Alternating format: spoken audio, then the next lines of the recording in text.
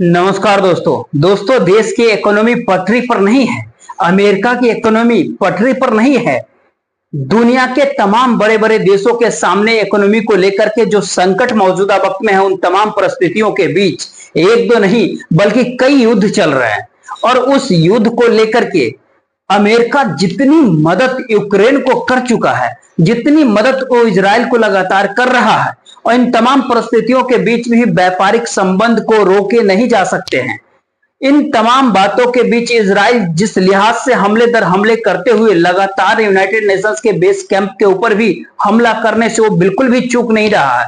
और जो देश यूरोप के, चाहे वह इटली हो या फिर फ्रांस हो, जो खुलेआम खुले तौर पर इजराइल के साथ खड़े थे, यहां तक कहे कि भारत भी इजराइल के साथ खड़े थे, जिसके बेहतरीन संबंध इजराइल के साथ है यूनाइटेड नेशंस के बेस कैंप पर यानी पीस कीपिंग फोर्स पर। जब यह हमला होता है तो 11 देश बाकायदा अपनी आपत्ति दर्ज करवाते हैं। यूरोपीय यूनियन के अधिकारी तो बाकायदा इजराइल के नेतन्याहू से बात भी करते हैं। और इन तमाम परिस्थितियों के बीच में यूनाइटेड नेशंस के भीतर एक प्रस्ताव भी लाया जाता है, लेकिन इसके बावजूद भी दूसरा एक हमला फिर से एक बार यूनाइटेड नेशंस के बेस कैंप के ऊपर हो जाता है।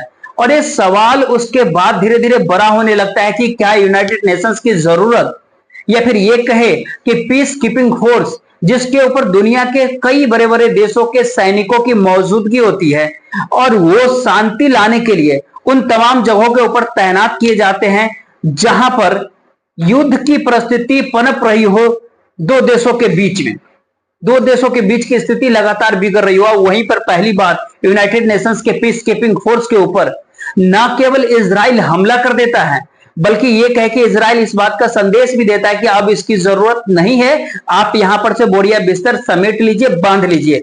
और यूनाइटेड नेशंस के सेक्रेटरी जनरल वो बैन कर देता है कि हमारे देश के भीतर आपके आने की कोई जरूरत ही नहीं है। यानी यह कहे कि जब ईरान ने हमला किया था तब आप विरोध क्यों नहीं किया था। और इन तमाम परिस्थितियों के बीच जरा आप खुद ही सोच करके देखिए कि यूक्रेन को लेकर के आखिर कितनी मदद नाटो देश या फिर कहे अमेरिका के जरिए दी गई होगी। 175 बिलियन डॉलर, करीब करीब 14 लाख करोड़ से ज्यादा की मदद दी जा चुकी है। यानी यह कहे कि रूस का सालाना बजट भी 11 लाख करोड़ से कुछ ज्यादा का होता है। यानी यह कहे कि रूस के सालाना डिफेंस बजट से कहीं ज्यादा मदद यूक्रेन को की जा चुकी है। और ये सारा पैसा केवल उस हथियार के अंदर फूका गया है जिसके आश्रय युद्ध समूची दुनिया लगातार देखती आ रही है। ऐसी ही मदद, उतनी बड़ी मदद नहीं लेकिन ऐसी ही मदद किस्तों में इजराइल के पास भी पहुंची है। आर्थिक तौर पर युद्ध वाले देशों को मदद करना, युद्ध रोकने की तरफ बार बार आवाज भी लगातार उठाने की कोशिश करना, इन दोनों परिस्थितियों के बीच में विकसित देश, ताकतवर देश या फिर कहे विकासशील देश या फिर कहे नाटो देश इसके भीतर शामिल है। इस सब के बीच अगर आज के दौर में अगर भारत देश को समझे तो फिर भारत ने भी यूनाइटेड नेशंस के बेस कैंप के ऊपर जो हमला हुआ उसका भी विरोध किया। लेकिन इसके बावजूद भी ये भारत अब दो राष्ट्रीय संधि जो कि व्यापार को लेकर के हो, यानी ये कहे कि बाइलेटरल ट्रेड हो, इस बात को लेकर के इजराइल के साथ वो आगे बढ़ना चाह रहा। 92 के अंदर इजराइल को भारत ने मान्यता दी थी। 96 के भीतर व्यापारिक सौदेबाजी शुरुआत हुई और अर्थव्यवस्था एक दूसरे के साथ लगातार जुड़ती आगे बढ़ते चली गई। और उसमें कहीं ज्यादा काफी तेजी से रवानगी आ जाए, भारत में इजराइल के साथ इस दौर में बाकायदा वर्चुअल मीटिंग, जो आखिरी मीटिंग 8 अगस्त को हुई थी, उसमें भी करीब करीब 6 से ज्यादा क्षेत्रों के अंदर बाइलेटरल इकोनॉमिक इन्वेस्टमेंट को लेकर के लगातार जिक्र हो रहा था। यानी ये कहे कि एक और युद्ध की परिस्थितियां होती है तो वहीं दूसरी ओर उस इकोनॉमी एस्पेक्ट होती है। तो यहां पर इन्हीं तमाम सारे बातों को आज इस वीडियो के माध्यम से समझने की कोशिश करते हैं, जिससे ये बात सामने निकल करके आ जाए कि यूनाइटेड नेशन उसके बेस कैंप के ऊपर पहली बार हमला हुआ।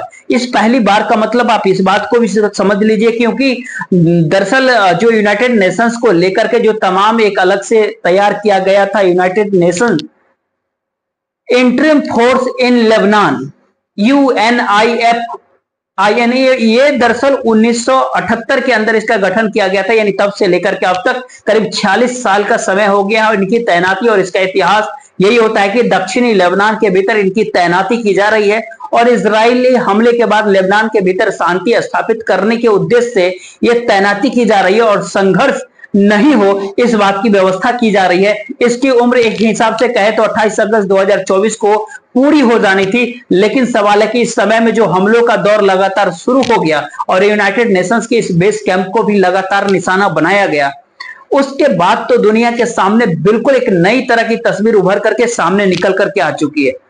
तो ऐसे में उन तमाम सारे बातों को आपको बताए उससे पहले आज जरूरी कि आप जरा वहां का एक दृश्य को देख लीजिए जो यूनाइटेड नेशंस का बेस कैंप है जिसके ऊपर हमला किया गया है। एक बार देख लीजिए ये मौजूदगी, ये तैनाती है, जो कैंप है, जो यूनाइटेड नेशंस का कैंप है, वो दरअसल बॉर्डर पे मौजूद होता है। एक तरफ लेबनान होता है तो वहीं दूसरी तरफ इजराइल होता है और इसको ब्लू लाइन के तरफ से एक तरफ ब्लू लाइन यानी कि सीमा रेखा होती है और उसके साथ साथ लिताली नदी एक बहती है वहां पर उस रिवर, दोनों के बीच एक कैंप की स्थापना 1978 में की गई और बीते 46 सालों से कभी भी ऐसा नहीं हुआ कि कोई भी हमला हुआ हो, वह भी बेस कैंप के ऊपर।